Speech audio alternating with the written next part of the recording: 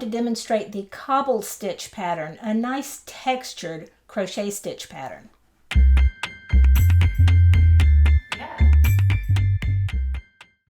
I'll be using American crochet terminology throughout.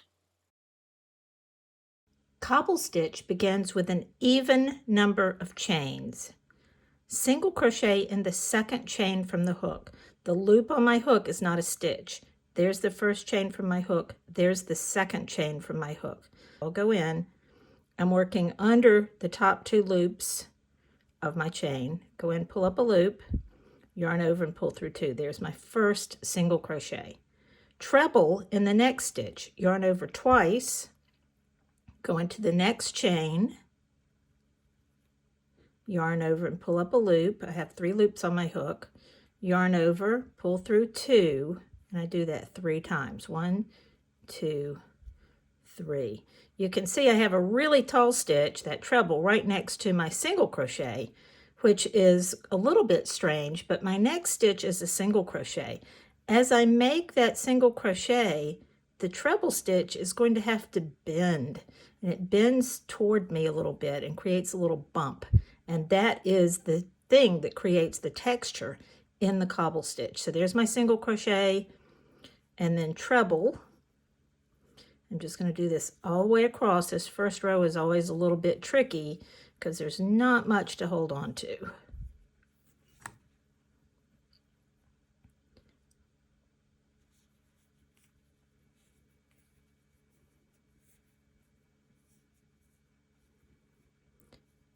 And if I had the right number of stitches, I will be ending with a single crochet in the last stitch. You can see my chain here has gotten pretty tight. Sometimes I have to open up that chain just a little bit to get my hook in for the last stitch. I always like to stop and take a look at what I've done to make sure that I've done it right before I go on to the next row. And I can see that all my treble crochets, every other stitch, is bending forward. One was bending backwards. I kind of pull that out to the front. So there's my first row of cobble stitch, and you can see the pattern starting to emerge. For the end of round 1, I'm going to turn and do a chain 1. That chain is not going to count as a stitch.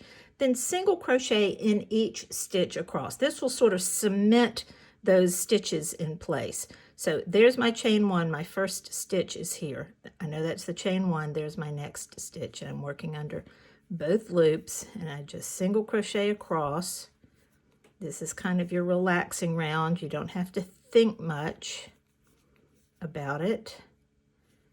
And it kind of locks those treble crochets in place and makes them poke out to the front. As I reach the end of my row, I want to make sure that I am putting my hook in the right place. I'm going to count 1, 2, 3, 4, 5, 6, 7, 8, 9, 10. I should have 11 stitches. That tells me I have 1 more stitch to do here. That's the wrong side, doesn't look like much. Turn it around, and there you can see the right side with my row of single crochets.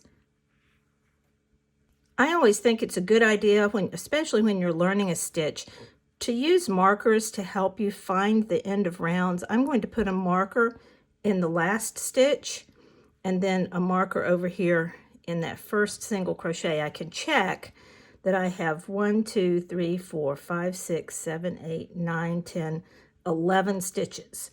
So that tells me there's my first and last stitch. That way it just helps me stay on track, at least until I learn the pattern.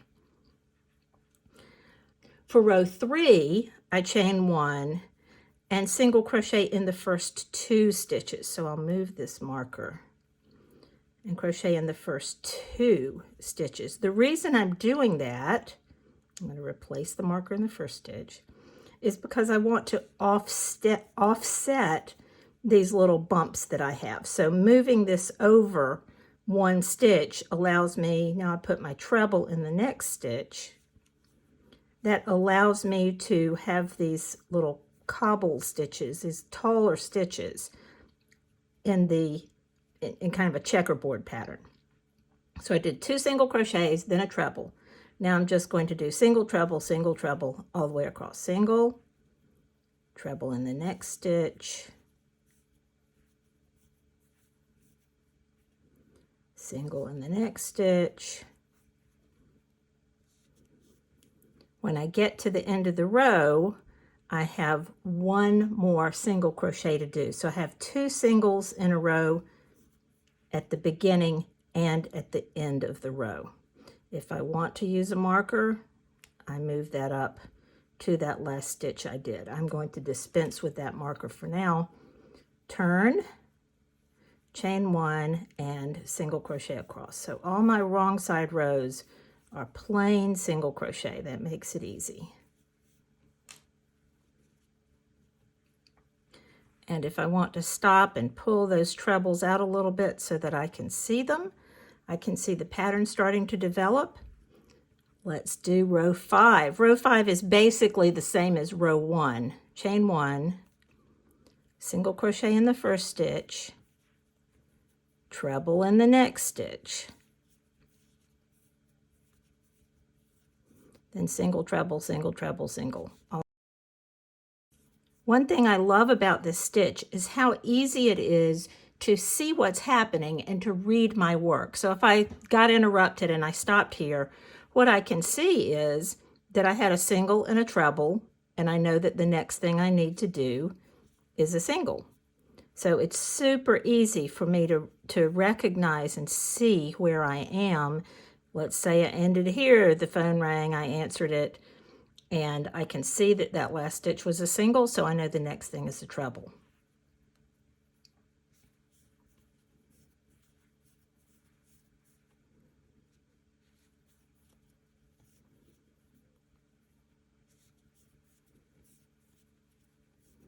And this row ends with a single crochet,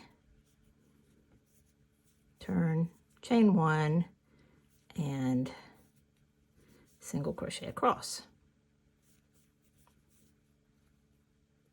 That's the first 6 rows of Cobble Stitch. I'm basically just repeating rows 2 through 5. Let's say I don't remember where I am and I didn't make a note of where I left off. I can look and figure out what I need to do next. If I read my fabric, I can see the last right side row I made started with 1 single crochet and then a treble.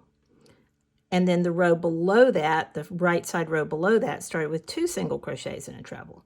So if I don't know where I am, I can say, oh, well, if the last row started with 1 single crochet, chain 1, then I know in order to make these offset from each other, I have to start this row with 2 single crochets and then a treble, because the last time I started with 1 single crochet and a treble. That may not make sense to you until you've practiced the stitch a little bit, but anytime you can start understanding the structure of a stitch pattern and not just be a slave to reading the written pattern or following a video, you're going to be better off. If you'd like more instruction like this, subscribe to my YouTube channel. Check out the links in the video notes for more ways you can find me. Thanks for watching.